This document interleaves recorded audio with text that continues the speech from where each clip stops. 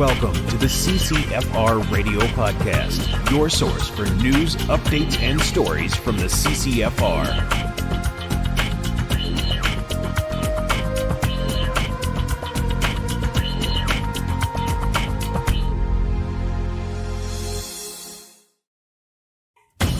Hey everybody, welcome to episode 123 of the CCFR Radio Podcast. I'm your host, Rod Yeltaka. Thanks for joining me today on the podcast. It's kind of an emergency podcast. We just did one a week ago. Usually it's every 2 weeks. So you're probably wondering, like, why am I seeing this?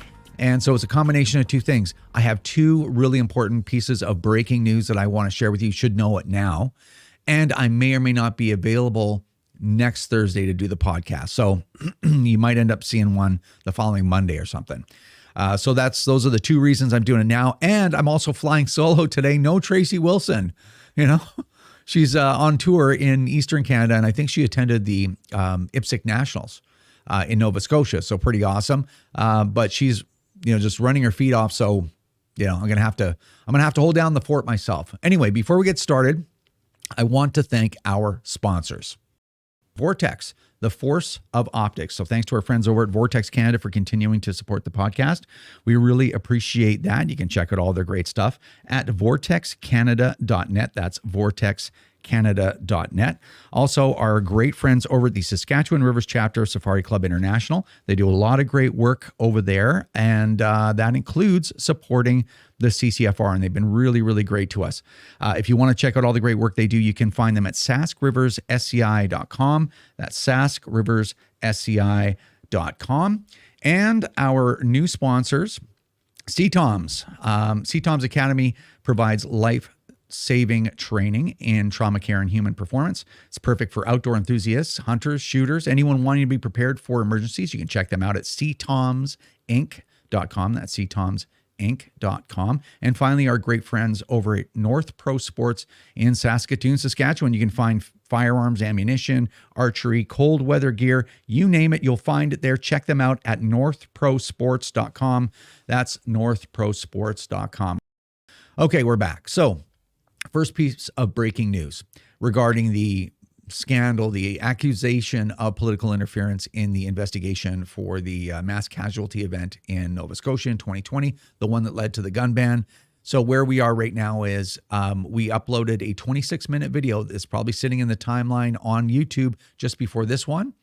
And basically, it's testimony from Superintendent Chris Leather, who worked with Superintendent Darren Campbell. Both of them were responsible, I think, for the investigation into the mass casualty event, but also what information went to the public because they're, high-ranking RCMP officers, and the buck sort of stopped with them. And if you're familiar with the story, Brenda Lucki, who's the commissioner of the RCMP, the boss of these two gentlemen, said, hey, and this was before all the victims were actually found, right? All the crime scenes were actually secured and the victims were found. This is early. Apparently, allegedly, she said, I want you guys to release the make and model of the firearms used in this massacre.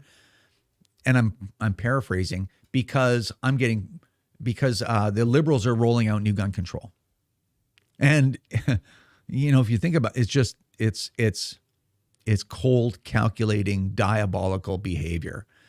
And so you can and if you think by extension, I don't want to get too off track, but and we've talked about this before, but if you think by extension, like, why would they want to do that? They want to leverage that suffering. They want, the families of the victims to be like, I've lost family members. You know what? Screw it. Just tell these people they got to turn in all their guns. We're going to take all of them because somebody has to pay for the pain that I have in my heart. That's what they're trying to harness when they do things like that. They had nothing to lose by waiting a month. Waiting till all the victims were found, identified, settle out all that stuff, start working on the investigation, making sure that. So basically, like they had nothing to lose other than they wanted to leverage that pain of Canadians and the outrage, right? So when Brenda Lucki asked for that information to be released to the public so that Bill Blair and Justin Trudeau could use it, allegedly, they got pushback from senior members of the RCMP that were in charge there who said, well, hey, man, We need that information to stay secret because we are still we're still trying to find out where these guns came from and bring the people that provided them to justice. No way. These guys couldn't care. Justin Trudeau or Bill Blair allegedly couldn't care less. They're like, no. We don't care about the people being responsible, the investigation being jeopardized, bringing these responsible people to justice. We have a political agenda we're trying to roll out here. So get out of the way, victims, right? Like basically that was what was going on, it seems. So anyway, Superintendent Darren Campbell, as we know, pushed back against that, said, no, this is ridiculous. Brenda Lucki apparently freaks out. Campbell writes this all down in notes, but there were a whole bunch of other people in that, and all these people deny it, right? Bill Blair, of course. No, I don't know who would believe anything that Bill Blair would ever have to say about anything. Bill Blair told me he took the SUV to work one day. I wouldn't even believe him. I'd be like, okay, well, there's an angle somewhere. So anyway, of course, they all deny it. But Darren Campbell, who came out and risked his soul, well, he's retiring, so he didn't really destroy his career, but he risked his entire reputation, the reputation and his name that he spent probably 35 years building, risked it all to hold people accountable for their sociopathic behavior. And then they all deny it. But guess what? There was all these other people that had the same experience too. One of them, well, of course, Leah Scanlon, I believe, was in there. And also another person, which was Chris Leather, another RCMP superintendent. We just uploaded some testimony from Chris Leather, and I'm going to kind of give you the gist of it. Now, disclaimer, full disclosure, I've only watched all this stuff once. I haven't had a lot of time, so I may get some details wrong. So watch it yourself and then watch the previous testimony, which you can find at the Mass Casualty Commission. But that's the video that just got uploaded, was his testimony at the Mass Casualty Commission today, which is Thursday, and he testified some yesterday too. But basically, here's the gist. He's backing up what Darren Campbell said. The destruction of morale of Brenda Lucki even asking these guys to jeopardize this historically important investigation to do a political favor for the Liberals, and that favor being taking my guns away. I've never even been to Nova Scotia, right? That caused so much. They resisted it, of course, because good people got to do something, and it caused so much, such a decline in morale that apparently all those high-ranking RCMP officers had to get like a wellness assessment done like a year later from a consultancy that the RCMP hired, like because they were, I guess, so angry. I don't know. I don't have the full story there, but Chris Leather talked about the conversation that Brenda Lucki had with them about insisting that they release that information on the firearms despite their objections, because it was tied to legislation that the Liberals wanted to roll out. So not only was he there and he's backing Campbell, but he said, well, we actually had to do this wellness assessment, and maybe therapy or whatever, the results of that kind of stuff. And that information is in the documents in that assessment. And he wants that to go public. But wait, that's not all. So we'll see if those documents get blocked, right? Because that's another record. That's an important document. But that's not all. When he was taught, I guess he had some kind of consultation with the Department of Justice, two Department of Justice lawyers, right? These are Attorney General of Canada lawyers, and he said, "Well, can I divulge this whole thing about this interaction that I had with Brenda Lucki?"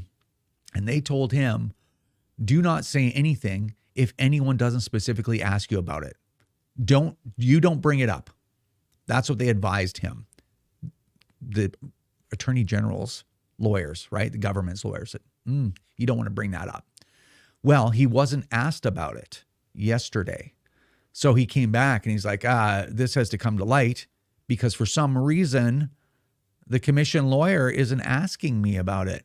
Asked me about all kinds of other things, but this whole thing is like right on the front burner all over Canada, but somehow it's not even important enough for the commission lawyer to ask about it. And then the government advised him not to bring it up if he wasn't asked. Anyway, so he came back and he's trying to bring all that to light. So pretty big, and of course, pretty damning. Yet another massive scandal. So check that out. Video's up here on the YouTube channel. It's on all of our social media as well. It's a 26-minute video.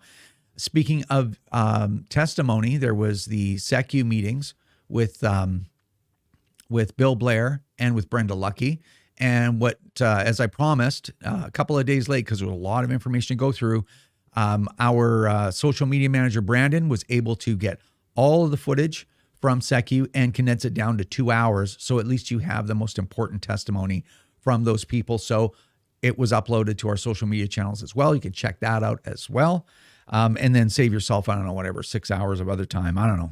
I wasn't part of making that video. So it's up if you want to check that out. Last piece of breaking news now as well. The Public Safety Canada has come out with a price list for your now prohibited assault style firearms. How much are they going to pay for the guns that they're taking from you by force in their buyback? So it's funny because I did a couple of interviews on this today, and they're like, and the first interview is like, well, what do you think of the buyback price list? And I said, it's ridiculous, because look at it this way. I'm just going to bring this over here. It's a little bright, but anyway, the government banned a lot of firearms, as you know, thousands now, right? But what they did was they said, here's the proposed price list. Here's what it looks like. And they name 1, 2, 3, 4, 5, 6, 7, 8, 9, 10, 11, basically 11 groups of firearms, and they put a price on them. But remember, they've banned like 2,200 models of firearms. So they're saying to you, we will give you $1,337 for your AR-15. And it's like, well, do I have a $700 AR-15 or do I have a $2,500 AR-15? Everybody gets $1,300. Like, what kind of, anyway, these people just can't do the simplest things right. It's just amazing to me. Just amazing. So if you got a Mini 14, $1,400. M14 rifle, is that a legitimate actual Springfield Armory M14 worth almost $4,000? Or is it an M305B, Norinco M305B? And you get $2,600 for it. Like, anyway, so I'd mentioned, I'd said, this price list is ridiculous. It's absurd, just like everything else the government is everything the government's done is absurd when it comes to firearms since they got in 2015. But not only is the price like ridiculous, like, well, how does that, it'd be like, well, we're going to give you $3,500 for your car. Do you drive a Mercedes convertible that's 2 years old, or do you drive a 1980 Honda Civic? Everybody's going to get the same amount of money. It's so ridiculous. Anyway, but here's the most important point that I made, which is right now, and I happen to know, the government has no plan at all, no plan whatsoever on how they're going to collect these firearms. They had a couple of plans in the works, and neither of them worked out. And now, right now, they have no plan at all. So what's with this price list? I'll tell you what's with the price list. They want to make it look like they're doing something. They have no way to get these firearms at all.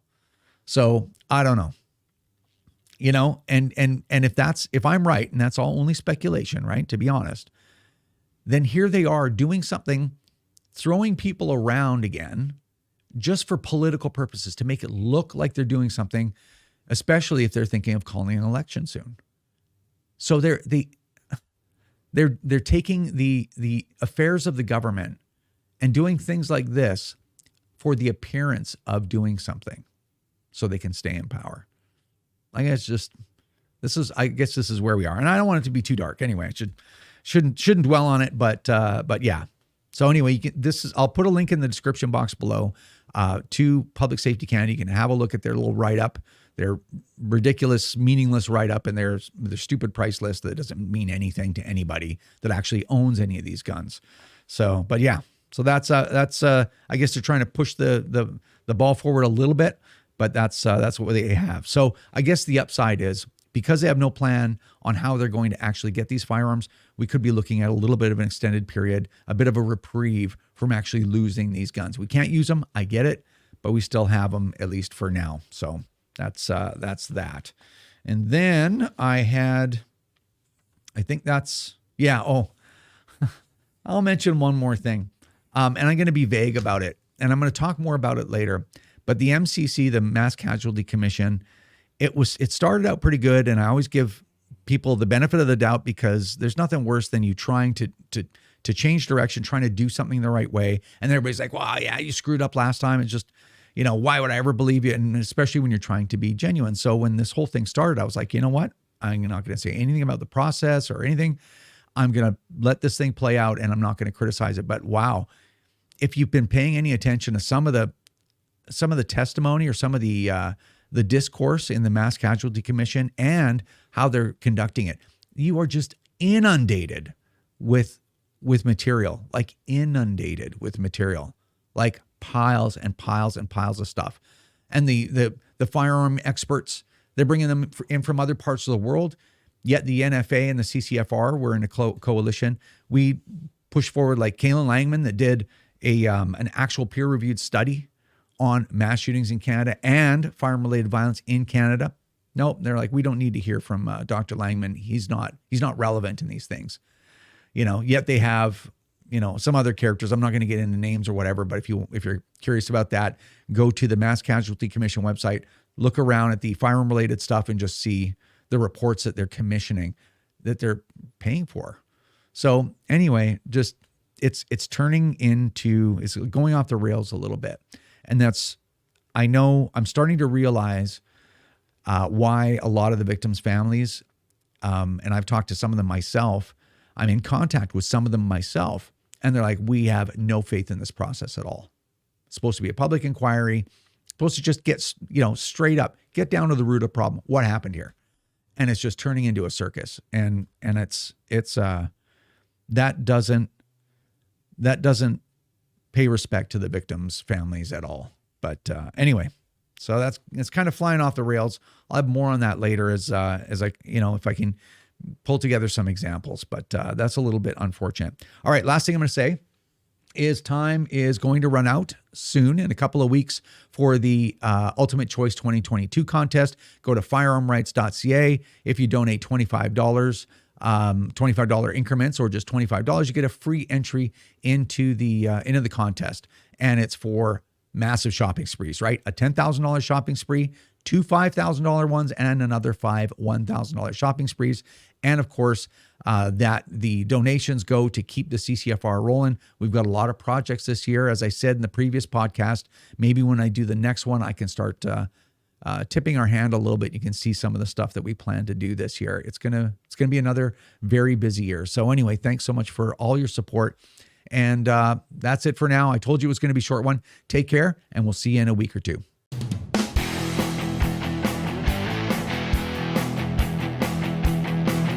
This is another episode of the CCFR Radio Podcast. Remember, if you don't stand up for your own ability to own and use firearms, who will? Join the CCFR or donate right now at www.firearmrights.ca.